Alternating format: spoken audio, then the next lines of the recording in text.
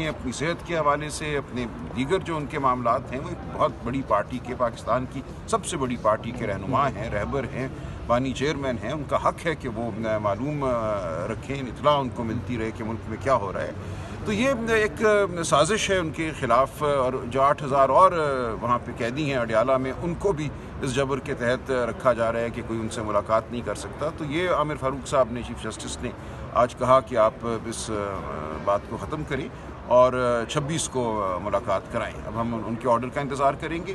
सरदार Ejaz Isaac साहब ने बहुत अच्छा ऑर्डर किया कि वकला का हक़ है अपने क्लाइंट से मिलना। उसके ख़िलाफ़ मुकदमे बदस्तूर चल रहे हैं, मुकदमे तो ख़त्म नहीं हुए। वो अगर अपने वकला से नहीं मिलता, उनको मशवरा नहीं देता, उनसे हिदायत नहीं लेता या हिदायत नहीं देता, तो ये एक बुनियादी हक़ है जो सैकड़ों सालों से दुनिया के हर महज़ब माशरे में माना गया है कि किसी भी कैदी या किसी भी ऐसे शख्स का जो मुकदमा कोई फेस कर रहा हो, उसको वकला तक रसाई देना ज़रूरी है।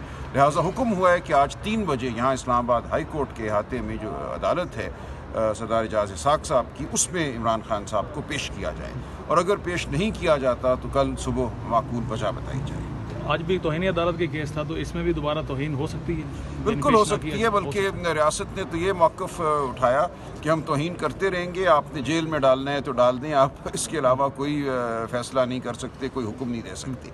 तो ये देखें, जो इस मुल्क में बिल्कुल एक खुली अब अदालती निज़ाम की, कानून की खिलाफ वर्जी हो रही है, ये उसी का एक शाखसाना था कि खड़ी होकर रियासत ये कहे कि हम हुक्म उदूली करेंगे, जेल में डालना है तो डाल दें। ये आज मौक़िफ़ था रियासत पाकिस्तान का। प्रोसिक्यूशन ने एक और भी चीज़ अहम उठाई, उन्होंने कहा कि पाबंदी पंजाब हुकूमत ने लगाई है, तो क्या इस कोर्ट के पास ये इख्तियार है कि वो पाबंदी है? देखें, अडियाला जेल में जितने भी कैदी इस्लामाबाद हाई कोर्ट या यहाँ जो वफाकी अदालतें हैं उनके हुक्म के तहत जाते हैं, उस पर हमारे फैसले मौजूद हैं अदालतों के कि वहाँ उस हद तक अडियाला जेल जो है वो फेडरल जुरिस्डिक्शन में है।